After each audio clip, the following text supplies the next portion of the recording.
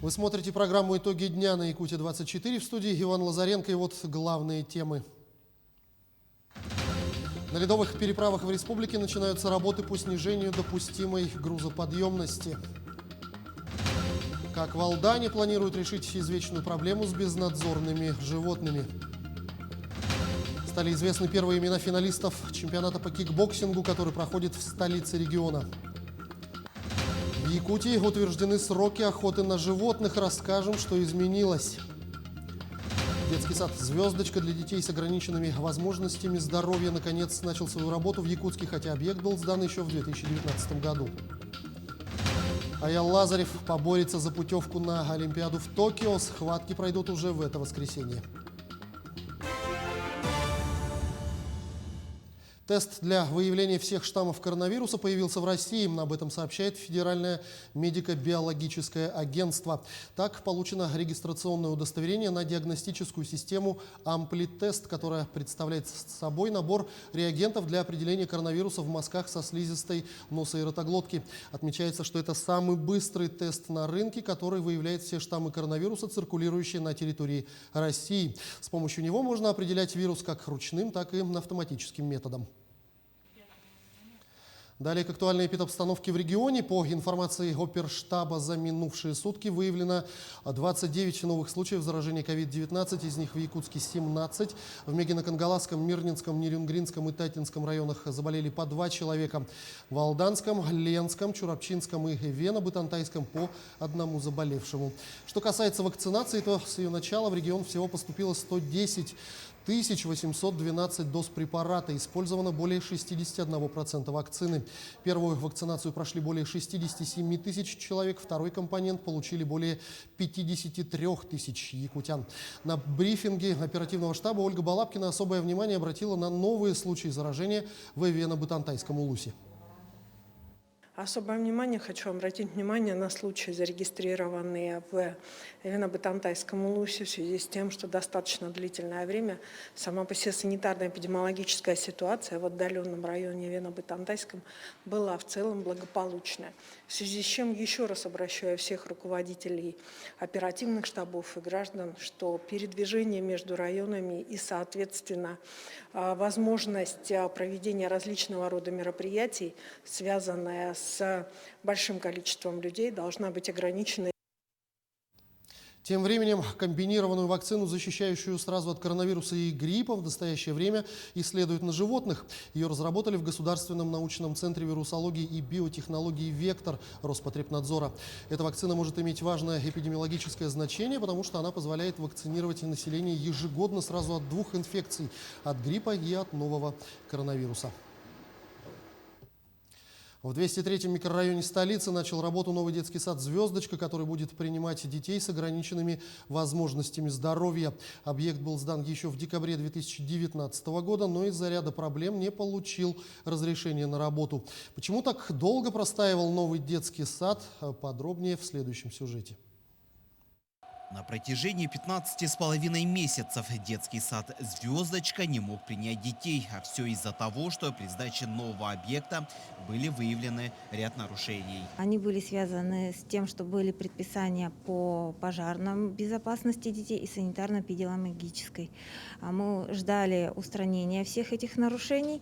И получается, с 24 марта 2021 года наш детский сад открыл свои двери для воспитанников. На данный момент в детском саду 52 ребенка на сегодняшний день. Всего путевку в новый детский сад получили 130 детей, часть из которых дети с ограниченными возможностями здоровья. В этом детском саду созданы все условия для таких детей. Они не только будут получать новые знания, но и проходить реабилитацию. Мы очень долгое время ждали открытия данного детского садика, потому что мы нуждаемся в квалифицированной помощи специалистов, педагогов. Очень безмерно, очень рады, что наконец-то он открылся, мы можем его посещать. Здесь созданы все условия для коррекции детей с особенностями в развитии. Ранее где ваши ребенок? Ну, ранее мы как бы вот в то частно, там просто на занятия сами как-то вот пытались. Это очень тяжело, очень затратно, и родители должны искать специалистов сами. Поэтому очень хорошо, когда в одном месте есть все. Действительно, новый детский сад оснащен всем необходимым. Здесь помимо всего этого имеются кабинет хореографии, кабинет ЛФК, кабинеты психолога, логопеда, дефектолога и другие. Открытие этого уникального детского сада стало возможным благодаря упорной работе прокуратуры Якутска. Именно под их четким контролем была проведена работа по устранению всех нарушений. Как показала проверка еще в марте прошлого года, в ходе детального обследования детского сада были выявлены многочисленные нарушения правил пожарной безопасности, санитарных требований и строительные дефекты, которые не были устранены в результате бездействия уполномоченных органов. Данные обстоятельства привели к невозможности получения лицензии на образовательную деятельность. По выявленным нарушениям прокуратуры приняты меры прокурорского реагирования. В настоящее время детский сад введен в работает, дети обучаются. И как нам сообщила администрация образовательного учреждения, до начала следующего месяца все дети, которые получили путевки, уже начнут посещать новый сад «Звездочка». Дмитрий Тымыров, Георгий Григорьев, Якутск. В связи с погодными условиями на ледовых переправах начинаются работы по снижению допустимой грузоподъемности. На сегодняшний день всего эксплуатируется 49 ледовых переправ, 2 переправы закрыты. С сегодняшнего дня допущено снижение грузоподъемности на ледовых переправах Верхневилюйск-Харо, Нюрба-Кюндядя, Устье-Сунтар, Крестях-Мирный, Хандыга, Мегиналдан до 30 тонн. Помимо этого Вилюйск-Жиганск до 20 тонн. А что касается переправы Якутск-Нижний Бестях, то сегодня комиссия в составе сотрудников МЧС и Управления автомобильных дорог Вилюй осмотрели ледовый автозимник. В ходе мониторинга было осмотрено состояние льда и подъездные пути. Напоминаю, ледовая переправа Якутск-Нижний Бестях была открыта в прошлом году 30 октября. Состояние льда очень ценится как хорошо, подъездные пути тоже хорошие. И по метеопогодным условиям было принято решение ледовую переправу ставить без изменений. Это также 40 тонн, чтобы осуществлялось постоянное движение автомобильного транспорта, как грузового, так и легкового. Состояние льда вот нынче как никогда хорошее. Надеемся, что продлим как можно максимально данную ледовую переправу, чтобы пути сообщения между Якутском и Нижним Бестяхом состоялось нормально. В Якутии утверждены сроки охоты на животных. Появилась возможность передвигать сроки охоты на турпана с 29 мая по 4 июня с общей продолжительностью не более 4 дней. Срок охоты на все половозрастные группы лося начинается с 15 сентября и продлится по 25 декабря. Увеличился осенне-зимний срок охоты на бурого медведя с 1 августа по 31 декабря. То есть увеличилась возможность охоты на берлоги. Сократились сроки охоты на дикого северного оленя с 1 августа текущего года по 31 января следующего. Появилась возможность охоты весной на селезней уток до 30 дней при условии, что охота осуществляется с подсадной уткой. Есть большое нововведение, да, которое в правилах охоты. Это охота с живой подсадной манной уткой. Не менее 30 дней они установлены у нас в республике, в центральных южных заречных районах с 21 апреля по 20 мая. В Вилюйской группе районов, в Горном Кобяйском районе 24 апреля по 23 мая. Для охоты с живой посадной уткой охотник подает заявление на получение разрешения, и охота разрешается на одну посадную утку не более 3 охотников. Алданские депутаты городского совета совместно с представителями власти, сотрудниками контролирующих структур и жителями искали пути решения вопроса бродячих животных. Проблема не решится за один день. Требуется комплексный подход. Подробности в нашем сюжете далее. Учет и чипирование домашних животных, строительство вольеров и будок во дворах многоквартирных домов и активная просветительская работа с детьми и взрослыми. Таковы первые шаги в решении проблемы бродячих животных. Задачи определились в ходе круглого стола, инициированного депутатами городского совета. Да, действительно много обращений. Очень часто меня отмечают в социальных сетях по поводу того, что появились стаи, бегают собаки, есть какая-то опасность, угроза жизни. Но оно и понятно, сейчас апрель, весна, собачки ощеняются, некоторые собаки сбиваются в стаи. В обсуждениях приняли участие представители власти, специалисты Роспотребнадзора, сотрудники правоохранительных органов, защитники животных и жители.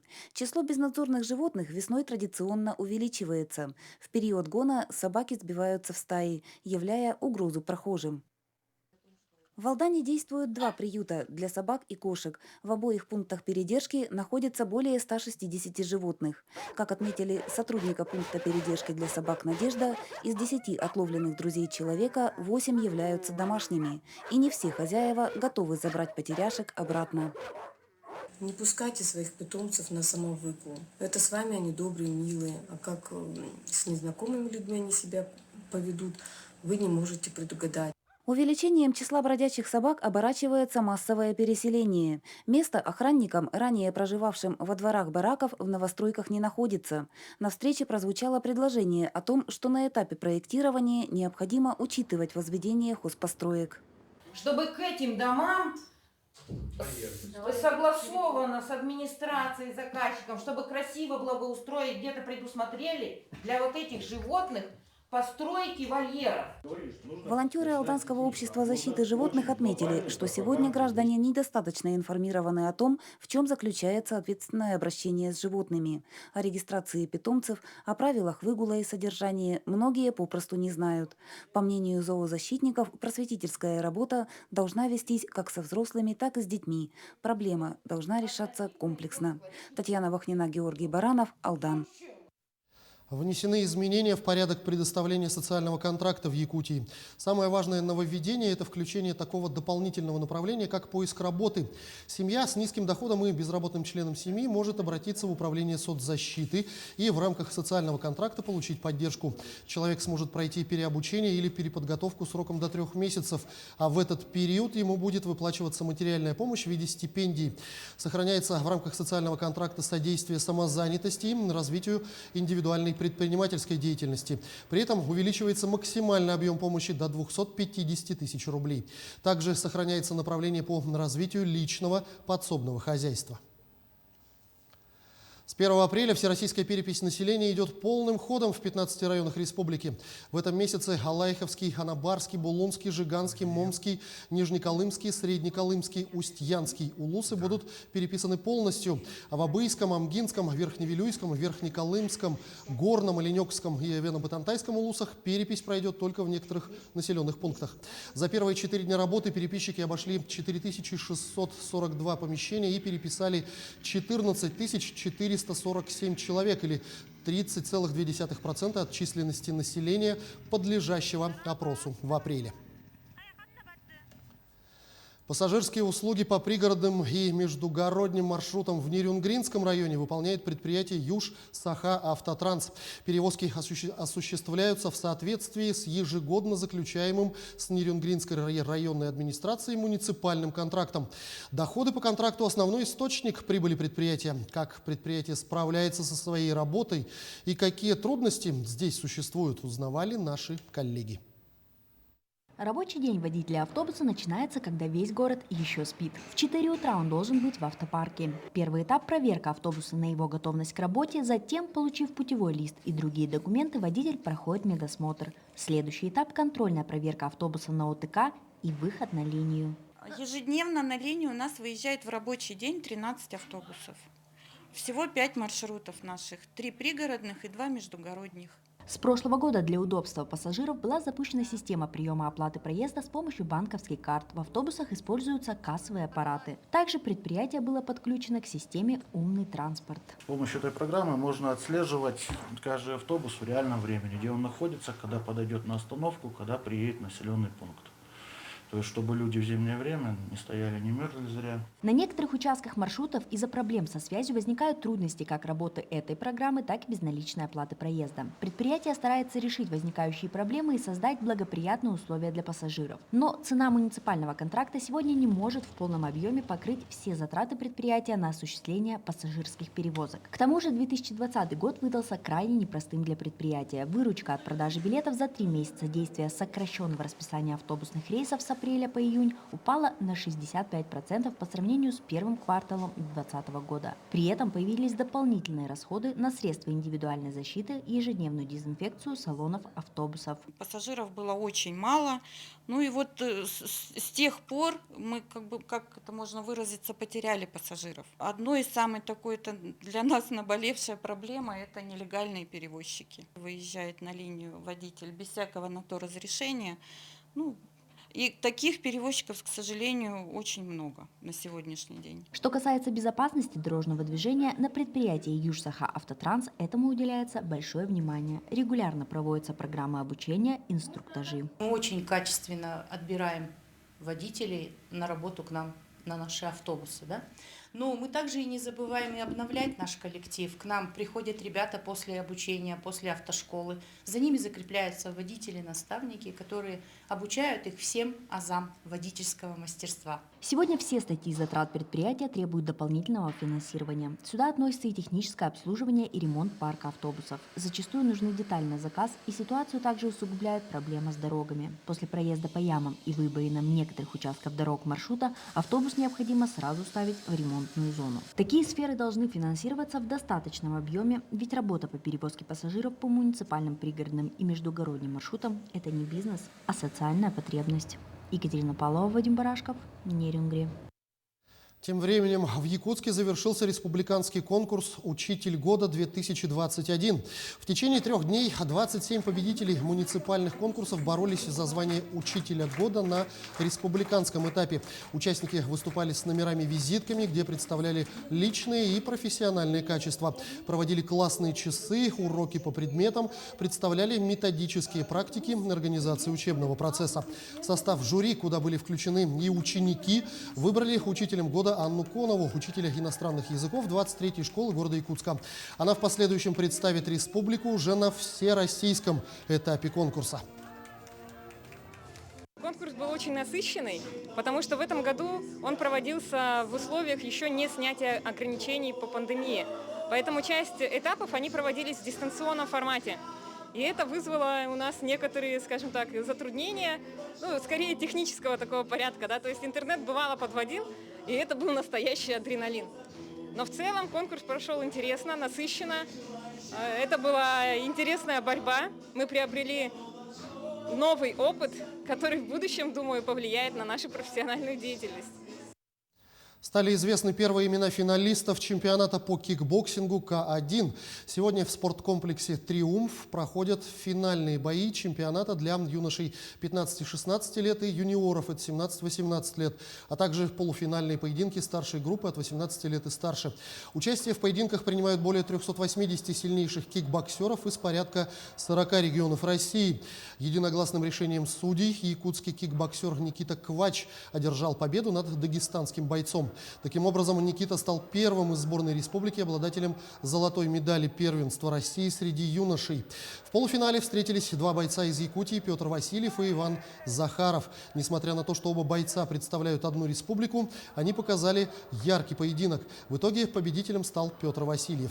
Тимофей Сивцев одержал победу над бойцом из Чечни, а лидер якутской сборной Денис Андреев также с помощью серьезного багажа приемов вышел победителем. Теперь у них есть шанс сразиться за золотую медаль в финале чемпионата, который пройдет уже завтра, 10 апреля.